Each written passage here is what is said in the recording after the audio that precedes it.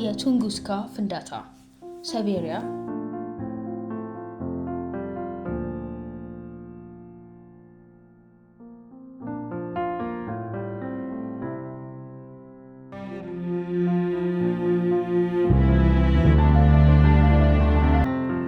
የቱንጉስካ ፍንዳታ ታሪክ የሚጀምረው በሰኔ 30 1908 ዓ.ም ነው።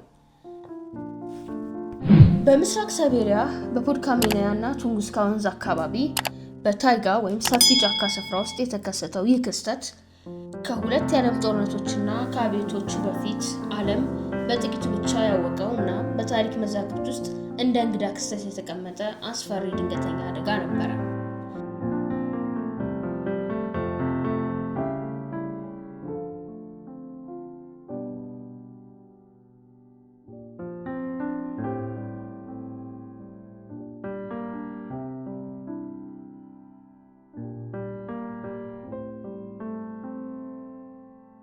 ጠዋት ላይ ወደ 7 ሰዓት ከ15 አካባቢ ታይጋ በድንገት ተረበሸ።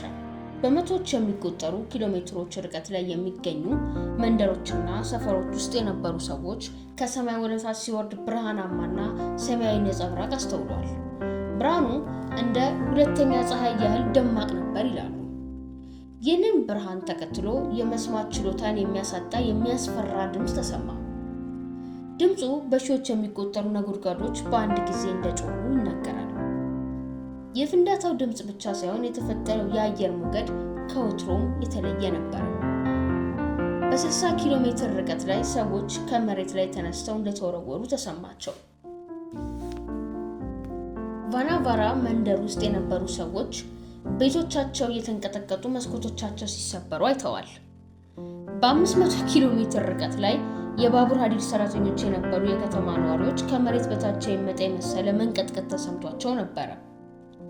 ፍንዳታው የተከሰተው በሰው መኖሪያ ያልበዛበት አካባቢ በመሆኑ የሞትና የአካል ጉዳት ቁጥር እጅግ ዝቅተኛ ነበረ። ሆኖም የአካባቢው አዳኞች፣ አጋዘን አርቢዎች የነበሩት ኢቪንኪ ጎሳ አባላት አውሬዎችና የአጋዘን መንጎቻቸው ወዲያውኑ እንደሞቱና የጫካውንም እሳት እንደያዘ ተመልክተናል። የቱንጉስካ ክስተት የተከሰተበትን ቀን እንግዳ የሚያደርገው ነገር ቢኖር የሰሜናዊ ንፍቀ ክበብ ወይም ኖርት ሄሚስፌር በተለይም በአውሮፓና በሩሲያ ለብዙ ምሽቶች ሰማዩ ባልተለመደ ሁኔታ ደማቅ መሆኑ ነው። በለንደንና በፓሪስ ያሉ ሰዎች ከእኩለ ሌሊት በኋላም ቢሆን ጋዜጣ ማንበብ ይችሉ ነበር። ከሰማይ የሚመጣ ብርሃን የሰማይ ብርሃን ይህን ያህል የጠነከረበት ምክንያት በወቅቱ አልታወቀም ነበር። አሁን ግን የሳይንስ ሊቃውንት ይህን ያልተለመደ ብርሃን የተፈጠረው በፍንዳታው ምክንያት የከባቢ አየር የላይኛውን ክፍል ወይም አፐር አትሞስፌር በአቧራ በመበከሉ እንደሆነ ይገምታሉ። የወቅቱ የሩሲያ መንግስት በፖለቲካዊ አለመረጋጋትና የኢኮኖሚያዊ ቀውስ ውስጥ ስለነበረ የሳይቤሪያ በረሃ ውስጥ ለተፈጠረ አንድ ክስተት ትኩረት ለመስጠት የሚያስችል ምንም አቅም አልነበረውም። በዚህ ምክንያት ለዓመታት ይህ ፍንዳታ ሳይመረመር ቀረ።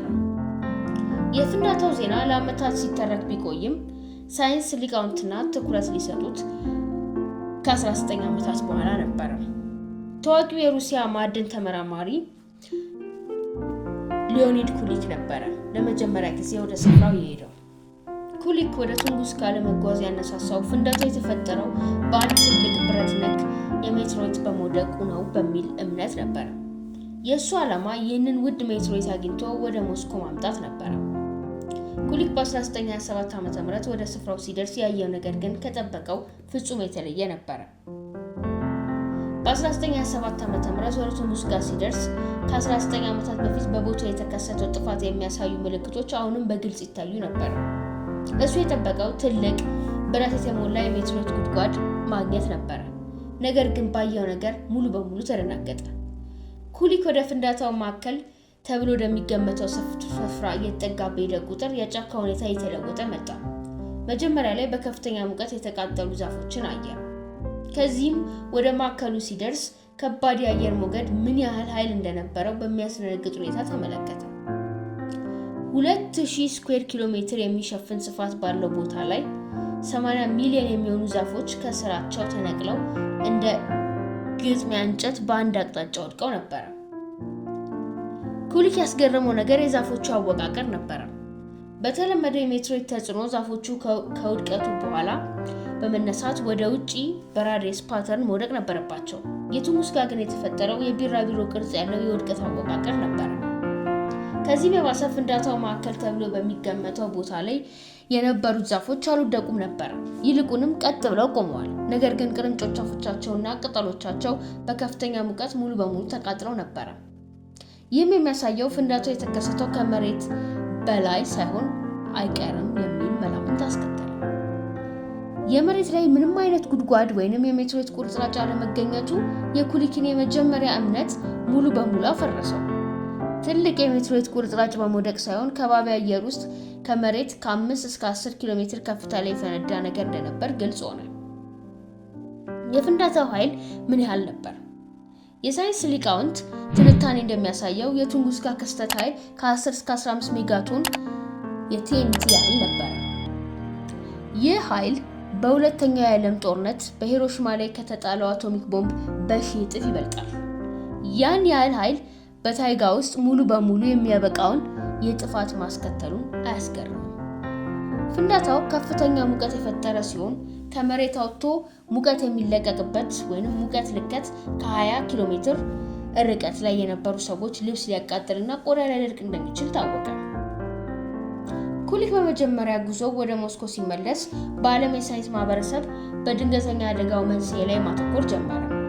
የብረት ሜትሮይድ እንዳልነበር ግልጽ ከሆነ በኋላ ዋናው ጥያቄ ከባቢ አየር ውስጥ ፈንዶ የጠፋው ነገር ምንድን ነው የሚለው ነበር።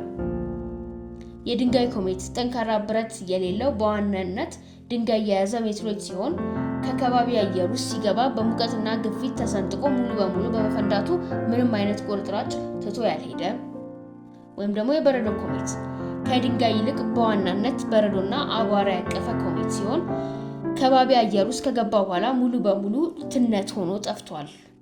ይህ መላምት ነው ፍንዳታውን በኋላ ላይ በምሽት ያየውን ያልተለመደ የሰማይ ብርሃን በደንብ የሚገልጸው። የቱንጉስካ ክስተት ለዘመናዊ የሰው ልጅ ከጠፈር የሚመጣ ስጋት ምን ያህል እውነተኛና ከባድ ሊሆን እንደሚችል የሚያሳይ የመጀመሪያ ግልጽ ማስጠንቀቂያ ነበር። ምንም እንኳን ፍንዳታው በሩቅና ሰው በማይኖርበት አካባቢ የተከሰተ ቢሆንም ተመሳሳይ የሆነ የአየር ፍንዳታ በትልቅ ከተማ ላይ ቢደርስ የሚያስከትለው ጥፋት እጅግ የከፋ ይሆን ነበር። ቱንጉስካ ካስተማረው በኋላ ኢንተርናሽናል አስትሮኖሚካል ዩኒየን የምድርን ቅርበት ያላቸው ነገሮች ወይንም ኒር ኤርዝ ኦብጀክትስ መከታተልን ቅድሚያ ሰጠ። የናሳና ሌሎች ዓለም አቀፍ ድርጅቶች የምድርን ምህዋር የሚያቋርጡ ወይንም ቅርብ የሚሆኑ አስትሮይዶችንና ኮሜቶችን ለመለየትና ለመመዝገብ ፕሮግራሞችን ጀምሯል። ዓላማው እንደ ቱንጉስካ ያሉ ክስተቶችን ከመድረሳቸው በፊት ቅድመ ማስጠንቀቂያ መስጠት ነው። ቱንጉስካ ብቸኛ ክስተት አልነበረም።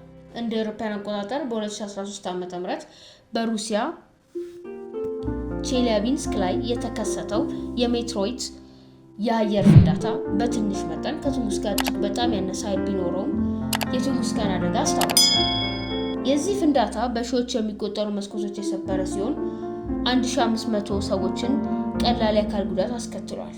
ይህ ክስተት በዘመናዊ ዘመን ከተማ አቅራቢያ የተከሰተ በመሆኑ የቱንጉስካ መጠን ያለው ፍንዳታ በዛሬው ጊዜ ቢከሰት ምን ያህል የከፋ እንደሚሆን በግልጽ አሳይቷል። የሳይንስ ሊቃውንት አሁን ትልልቅ አስትሮይዶችን ከመለየት በተጨማሪ ምህዋራቸውን ለመቀየር ወይም ለማስወገድ የሚያስችሉ የፕላኔታዊ መከላከያ ዘዴዎችን እየመረመሩ ነው። እንደ ጠፈር መንኮራኩርና በቀጥታ አስትሮይድ ላይ በመጋጨት ምህዋሩን ትንሽ በመቀየር የምድርን መንገድ እንዲያመልጥ ማድረግ።